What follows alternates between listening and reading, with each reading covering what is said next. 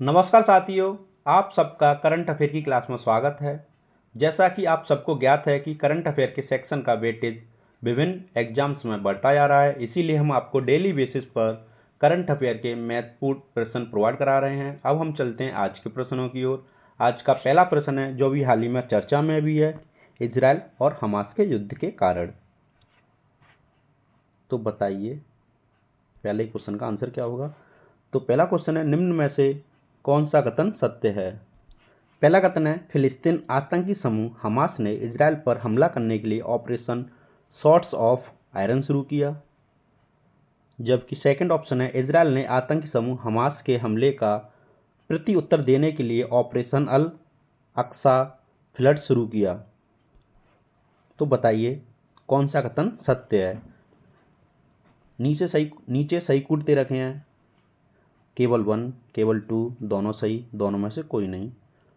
तो इसका जो राइट आंसर है वो है फोर्थ, दोनों में से कोई नहीं।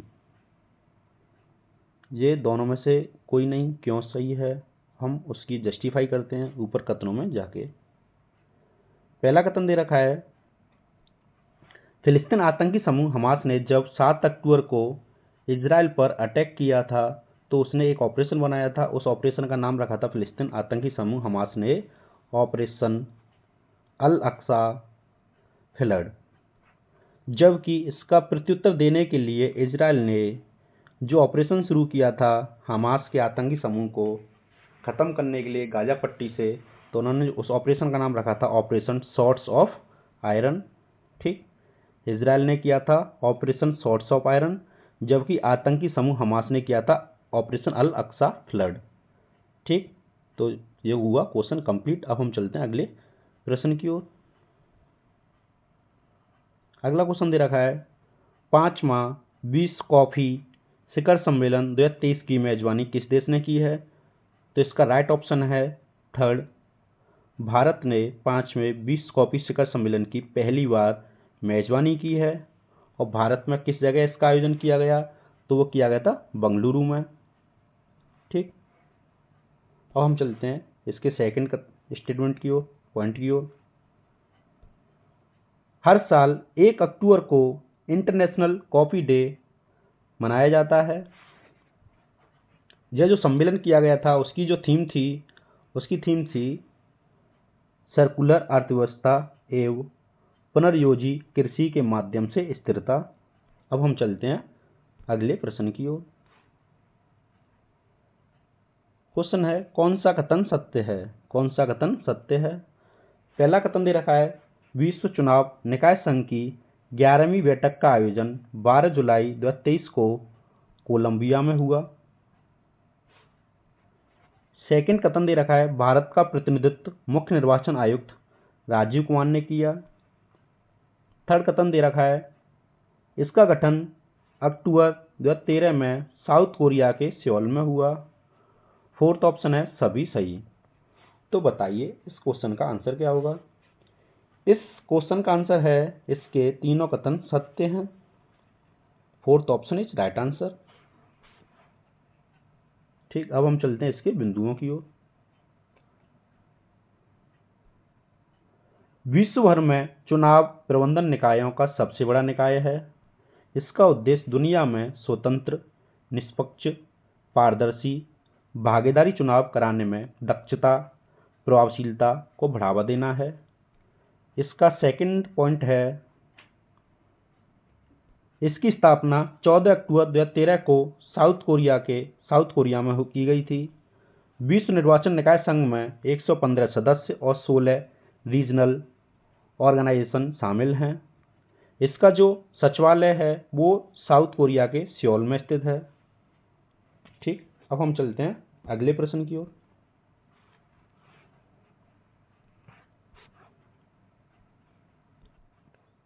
29-30 अप्रैल 2023 में किस जगह अखिल भारतीय वेद विज्ञान सम्मेलन का आयोजन हुआ। तो इसका जो राइट आंसर है वह सेकंड, दिल्ली में अखिल भारतीय वेद विज्ञान सम्मेलन का आयोजन हुआ। अब हम चलते हैं इसके बिंदुओं की ओर। यहाँ 2 दिवसीय अखिल भारतीय वेद विज्ञान सम्मेलन हुआ, जिसका उद्घाटन लोकसभा के अध्यक्ष ओम बिरला ने किया, जबकि इसकी अध्यक्षता कृषि मंत्री नरेंद्र तोमर ने की थी।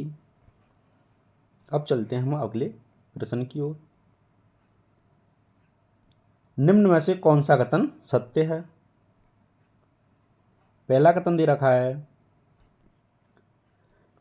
रखा है अमेरिकी प्रतिनिधि सभा के अध्यक्ष केविन मैकार्थी को वोटिंग के जरिए हटा दिया गया है। अमेरिका के 234 साल के इतिहास में ऐसा पहली बार हुआ है। इसका सेकंड कथन है लुइसियाना के रिपब्लिकन कांग्रेसी माइक जॉनसन प्रतिनिधि सभा के 57वें स्पीकर के रूप में चुने गए हैं। सही कूट हैं केवल 1, केवल 2, दोनों सही, दोनों में से कोई नहीं। तो इसका राइट ऑप्शन है फर्स्ट, केवल 1। ठीक, केवल 1 क्यों है इसको हम जस्टिफाई करेंगे द्वारा से कथनों की ओर जाकर।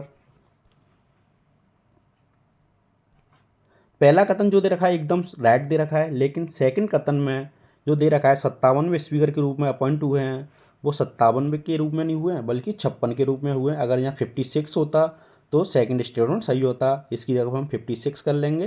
तो 56 में जो अपॉइंट किए गए हैं माइक जॉनसन अपॉइंट किए हैं जो रिपब्लिकन पार्टी से हैं, जबकि केविन मैकार्थी जो थे डेमोक्रेटिक पार्टी से थे। उन पर आरोप लगाया गया था कि जो ट्रंप की सहायता कर रहे हैं, जो हमारे अमेरिका के पूर्व राष्ट्रपति थे डोनाल्ड ट्रंप, इसलिए उनको हटा दिया गया। उनकी जगह पर 56 में प्रतिनिधि सभा अपॉइंट किए गए हैं माइक जॉनसन। अब हम चलते हैं अगले प्रश्न की ओर।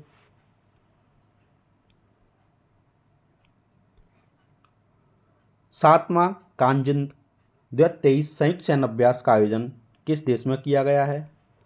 तो इसका राइट ऑप्शन है कजाकिस्तान। कजाकिस्तान और भारत की सेनाओं के बीच में कांजिंद के नाम से एक संयुक्त सैन्य अभ्यास होता है। इसका आयोजन जो किया गया है कजाकिस्तान के ओटर के कजाख सैन्य अड्डे पर 13 दिवसीय युद्ध अभ्यास किया गया है। अब हम चलते हैं अगले प्रश्न की ओर। किस देश के शोधकर्ताओं ने अंतरिक्ष में चूहे का भ्रूण विकसित किया है? तो इसका राइट ऑप्शन है जापान। जापान के शोधकर्ताओं ने अंतर्राष्ट्रीय स्पेस स्टेशन पर चूहे का भ्रूण विकसित किया है 0 ग्रेविटी में। इससे संभावना मिलती है कि अंतरिक्ष में इंसानों द्वारा भी प्रजनन किया जा सकता है। अब हम चलते हैं अगले प्रश्न की ओर। लावारिस कुत्तों की 100% नसबंदी करने के मामले में दुनिया में पहला कौन सा देश बन गया है? तो इसका राइट ऑप्शन है भूटान। भूटान विश्व का पहला ऐसा देश बना है जिसने लावारिस कुत्तों को 100% नसबंदी कर दी है। क्योंकि अब हम चलते हैं अगले प्रश्न की ओर। दुनिया का पहला AI artificial intelligence security institution का मुख्यालय कहाँ स्थापित किया रहा है? दुनिया का पहला AI सुरक्षा संस्थान का मुख्यालय कहाँ स्थापित किया जाएगा? इसका राइट ऑप्शन है ब्रिटेन। अब हम चलते हैं इसके बिंदु की ओर। ब्रिटेन पहले वैश्विक AI सुरक्षा सम्मेलन की मेजबानी करेगा। अगला क्वेश्चन है भारत में किस स्थान पर दुनिया का सबसे बड़ा चिप डिजाइन केंद्र बनेगा? तो इसका राइट ऑप्शन है बंगलुरु।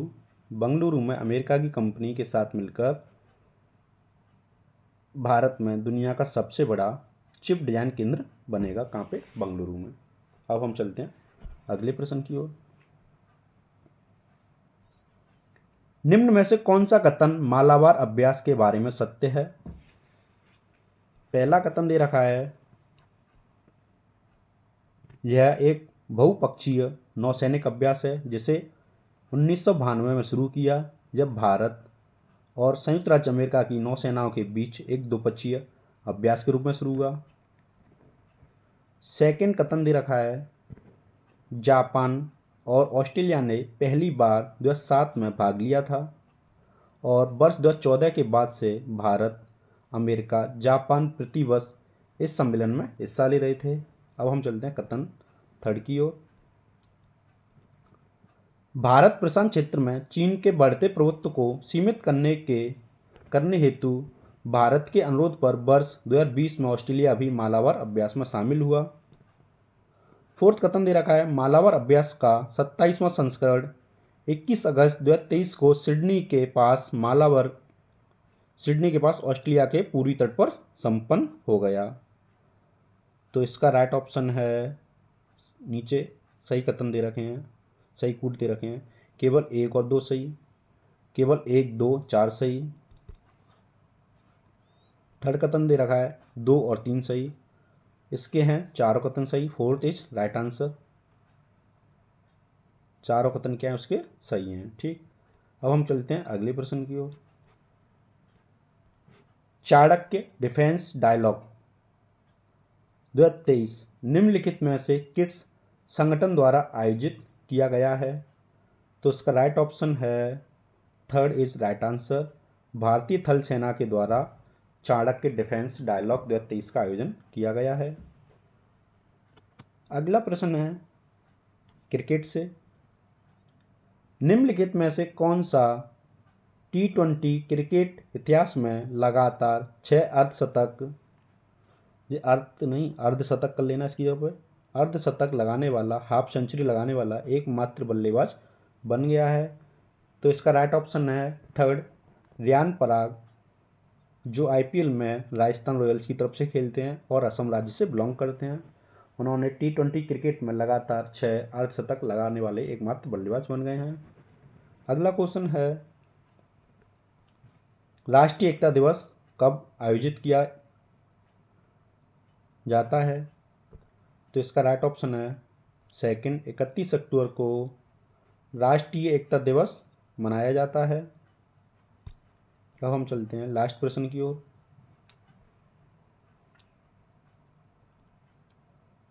फुटबॉल के किस दिग्गज खिलाड़ी को वर्ष 2023 के प्रतिष्ठित बैलन डी ओर अवार्ड से सम्मानित किया गया है? तो इसका राइट ऑप्शन है, लियोनेल मेसी को दिया गया है। 2023 का फुटबॉल के क्षेत्र में जो दिया जाता है बैलन डी ओर अवार्ड लियोनेल मेसी को दिया गया है, जो अर्जेंटीना के खिलाड़ी हैं। हम चलते हैं इसके बिंदुओं की ओर। मेसी ने रिकॉर्ड 8वीं बार यह अवार्ड जीता है।